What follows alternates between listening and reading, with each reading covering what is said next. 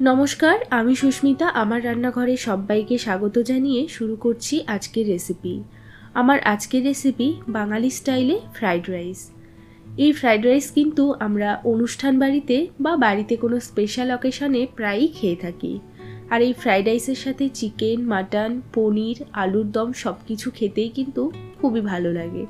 Fried rice বানানো এমনিতে ভীষণই সহজ, কিন্তু যারা প্রথম ফ্রাইড রাইস বানাতে যাচ্ছ অনেক সময় ভাতটা ঠিকঠাক হয় না বলে ফ্রাইড রাইসটা কিন্তু বানানোর সময় গন্ডগোল হয়ে যায়। আজকে যেভাবে আমি ফ্রাইড রাইসটা বানিয়েছি একদম পারফেক্ট তৈরি হয়েছে। আশা করব এই ভিডিওটা দেখে তোমাদের অনেক ভালো লাগবে। তাহলে চলো আর কথা না বাড়িয়ে দেখে নেওয়া যাক আজকে সুস্বাদু একদম ঝরঝরে ফ্রাইড রাইসের রেসিপি। ফ্রাইড রাইস বানানোর জন্য আমাদের এখানে নিয়ে নিতে হবে বাসমতি চাল। এখানে চালটা কিন্তু একদম একটু লম্বা লম্বা ধরনের চালটাই কিন্তু নিতে হবে। এই চালটাকে প্রথমে আমি খুব ভালো করে ধুয়ে নেব। চালের মধ্যে অনেকটা নোংরা রয়েছে, চালটা যতক্ষণ না পরিষ্কার জল বেরোচ্ছে ততক্ষণ পর্যন্ত চালটাকে ধুয়ে নিতে হবে। এখন দেখো চালটা পরিষ্কার করে ধুয়ে নিয়েছি, আর এই জলের মধ্যেই চালটাকে আমি 2 ঘন্টার জন্য ভিজিয়ে রেখে দেব। এতে করে ভাতটা একদম লম্বা লম্বা তৈরি হবে। অবশ্যই করে চালটা কিন্তু ভিজিয়ে রেখে দিতে হবে। এবার আমি ফ্রাইড রাইস বানানোর একটা স্পেশাল মশলা তৈরি করব। তার জন্য আমি একটা ফ্রাই প্যানের মধ্যে দিয়ে দিচ্ছি 1 চামচ মতো গোটা গোলমরিচ, আর নিয়ে নেব একটুখানি জয়িত্রীর ফুল, মানে এখানে একটা জয়িত্রী ফুলের 4 ভাগের 1 ভাগ রয়েছে।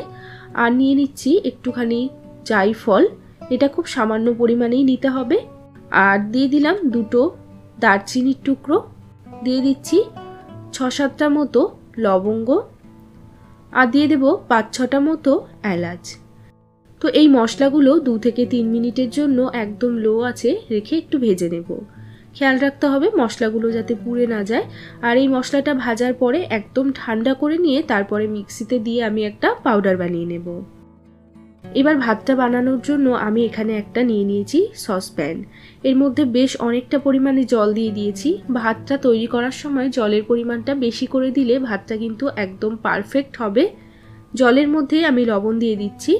আমি এখন মোটামুটি 2 চামচ মতো লবণ এখানে দিয়ে দিলাম। এই সময় লবণটা দিলে ভাতের মধ্যে লবণটা ভালোভাবে ঢুকতে পারবে আর ভাতটার টেস্টটা ভালো আসবে। তার সাথে দিয়ে দিচ্ছি একটুখানি সাদা তেল, দিয়ে দেব অর্ধেকটা পাতিলেবুর রস। পাতিলেবুর রস দিলে ভাতের যে সাদা রঙটা সেটা কিন্তু ভালো আসবে। এবার আমি এই জলের মধ্যেই দিয়ে দিচ্ছি 1 বাটি মতো মটরশুঁটি। মটরশুঁটিটা ভাতের সাথেই সেদ্ধ করে নেব। এবার জলের মধ্যে আমি দিয়ে দেব ভিজিয়ে রাখা বাসমতি চাল। এবার গ্যাসের ফ্লেমটা বাড়িয়ে দেব আর ভাতটাকে ফুটিয়ে নেব। তো এই ভাতটা রান্না করতে কিন্তু খুব একটা বেশি সময় লাগবে না। আর এই ভাতটা মাঝে মাঝেই চেক করতে হবে যে ভাতটা ঠিকঠাক হচ্ছে কিনা। বেশি ওভার কুক হয়ে গেলে তাহলে কিন্তু ভাতটা একদম গলে যাবে, সেক্ষেত্রে ফ্রাইড রাইসটা কিন্তু একদম গন্ডগোল হয়ে যাবে। তো একটা ভাত আমি নিয়ে দেখে নিচ্ছি যে ভাতটা ঠিকঠাক হয়েছে কিনা। মটরশুঁটিগুলো কিন্তু দেখো গলে গেছে, আর ভাতটাও কিন্তু দেখো ভেঙে গেল, মানে ভাতটাও হয়ে গেছে। আর যেহেতু এটা গরমে গরমে আরও কিছুটা হয়ে যাবে, তো আমি কিন্তু এখনই ভাতগুলোকে এই জলের থেকে ছেঁকে তুলে নেব। এবার একটা কড়াইয়ের মধ্যে আমি অ্যাড করে দিচ্ছি 2 চামচ মতো ঘি। তার সাথে দিয়ে দেব একটু সাদা তেল। ঘিটা তেলের সাথে মেল্ট হয়ে গেলে এবার এর মধ্যে আমি অ্যাড করে দেব 2টো তেজপাতা, দিয়ে দিচ্ছি 1 টুকরো দারচিনি। এবার এর মধ্যে আমি দিয়ে দিচ্ছি একে একে কেটে রাখা সবজি, যেমন দিয়ে দিলাম বিনস, গাজর। এখানে আমি নিয়েছি মোটামুটি 7-8টা মতো বিনস, আর নিয়েছি একটা বড় সাইজের গাজর, আমি লম্বা লম্বা করেই কেটে নিয়েছি। আর এই গাজর আর বিনসটাকে দিয়ে প্রথমে আমাদের একটু ভেজে নিতে হবে। গাজর আর বিনসটা যখন ভালো করে ভাজা হয়ে যাবে তারপর এর মধ্যে অ্যাড করব ক্যাপসিকাম। ক্যাপসিকামটা আগে দিয়ে দিলে তাহলে ক্যাপসিকাম খুব তাড়াতাড়ি কিন্তু নরম হয়ে যায়, সেক্ষেত্রে ক্যাপসিকামটা একদম গলে যাবে ভাতের সাথে, কিন্তু সেটা মিশে যাবে, দেখাই যাবে না, এবং টেস্টটাও কিন্তু খুব একটা বেশি ভালো আসবে না। আর এখন আমি এর মধ্যে দিয়ে দিলাম কয়েকটা কাজু আর কয়েকটা কিশমিশ। এর পরিমাণগুলো অবশ্যই নিজেরা নিজেদের ইচ্ছে মতো দেবে। এবার দিয়ে দিচ্ছি স্বাদ মতো লবণ। আমি ভাতেও কিন্তু লবণটা দিয়েছি, তাই জন্য এখানে লবণটা পরিমাণ মতো বুঝে দিতে হবে। আমি 2 চামচ মতো লবণ এখানে দিয়ে দিলাম, তবে ছোট 2 চামচ এখানে লবণ আমি অ্যাড করলাম। এবার এই সমস্ত কিছু আরও 2 থেকে 3 মিনিটের জন্য মিডিয়াম ফ্লেমে ভেজে নেব। তো 2-3 মিনিট মতো আমি সমস্ত কিছু ভেজে নিয়েছি। ফ্রাইড রাইস বানানোর সময় একটু খেয়াল রাখতে হবে সমস্ত সবজি যেন ওভার কুকড না হয়ে যায়, যেন বেশি ভাজা না হয়ে যায়, তাহলে কিন্তু ফ্রাইড রাইসটা যে সবজিগুলো সেটা ঠিকঠাক দেখা যায় না। এবার আমি এর মধ্যে অ্যাড করছি চিনি। চিনির পরিমাণটাও নিজেদের স্বাদ মতো দেবে। ফ্রাইড রাইসটা একটু মিষ্টি মিষ্টি হলেই খেতে বেশি ভালো লাগে, তো তাই জন্য চিনির পরিমাণটা এখানে আমি একটু বেশি দিলাম। মোটামুটি 2 টেবিল চামচ এখানে চিনি আমি দিয়ে দিয়েছি। আর তার সাথে আমি অ্যাড করে দিচ্ছি যে গরম মশলাটা আমরা তৈরি করে নিয়েছিলাম আগে, সেই মশলাটাই ছোট 2 চামচ মতো দিয়ে দিলাম। এবার সমস্ত কিছু নেড়ে চেড়ে চিনিটা গলে যাওয়া পর্যন্ত একটু রান্না করে নিতে হবে। এখন এখানে চিনিটা কিন্তু গলে গেছে। এবার আমি এর মধ্যে ভাতটা অ্যাড করে দেব। তো এখানে আমি প্রথমে অর্ধেকটা ভাত দিলাম, দিয়ে ভালো করে ভাতটাকে একটু সবজিগুলোর সাথে মিশিয়ে নিতে হবে।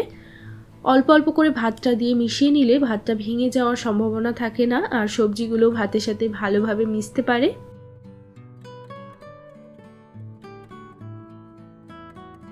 এবার বাকি ভাতটা দিয়ে দেব। তো বাকি সমস্ত ভাতটা কিন্তু আমি দিয়ে দিয়েছি।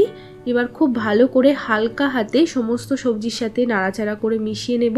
এই সময় ভাতটা খুব বেশি নাড়াচাড়া করলে কিন্তু আবার ভেঙে যাবে, তো তাই জন্য একদম হালকা হাতে একটু সবজিগুলোর সাথে ভালো করে মিশিয়ে নিতে হবে। এবার এর মধ্যে দিয়ে দিচ্ছি আরও 1 চামচ মতো আমাদের স্পেশাল মশলাটা যেটা তৈরি করে নিয়েছিলাম, আর দিয়ে দিচ্ছি 2 চামচ মতো ঘি। এবার হালকা হাতে খুব ভালো করে একবার নেড়ে চেড়ে মিশিয়ে নেব। তো এখানে আর ফ্রাইড রাইসটা কিন্তু ভাজার দরকার নেই, সমস্ত সবজির সাথে ভাতটা কিন্তু ভালোভাবে মিশে গেছে। এখন আমি গ্যাসটাকে অফ করে দিচ্ছি। তো তৈরি হয়ে গেল আমাদের অনুষ্ঠান বাড়ির স্টাইলে ফ্রাইড রাইস। ফ্রাইড রাইস বানানো ভীষণই সহজ, তবে বললাম ভাতটা ঠিকঠাক হলেই কিন্তু ফ্রাইড রাইসটা একদম পারফেক্ট হয়। তো এইরকমভাবে ফ্রাইড রাইস বানালে একদম পারফেক্ট ফ্রাইড রাইস কিন্তু তৈরি হবে। যারা প্রথম ফ্রাইড রাইস বানাতে যাচ্ছ তাদের কিন্তু কোনো অসুবিধে হবে না। আর দেখো সমস্ত সবজি ভাত সব কিছু কিন্তু একদম আলাদা আলাদা পারফেক্ট বোঝা যাচ্ছে। তো এইভাবে ফ্রাইড রাইস বানালে তোমাদেরও কিন্তু ভীষণ সহজেই ফ্রাইড রাইস তৈরি হয়ে যাবে, আর খেতে তো অত্যন্ত সুস্বাদু হবেই। আর এই রেসিপিটা আজকে তোমাদের কেমন লাগলো সেটা কিন্তু অবশ্যই একটা লাইক বা কমেন্ট করে আমাকে জানাতে ভুলো না। আর চ্যানেলটিকে যদি এখনও সাবস্ক্রাইব করে না থাকো তাহলে প্লিজ চ্যানেলটিকে সাবস্ক্রাইব করে নেবে যদি এরকম আরও ভিডিও দেখতে চাও। আজ এ পর্যন্তই, আবারও চলে আসবো অন্য কোনো রেসিপির সাথে। টাটা।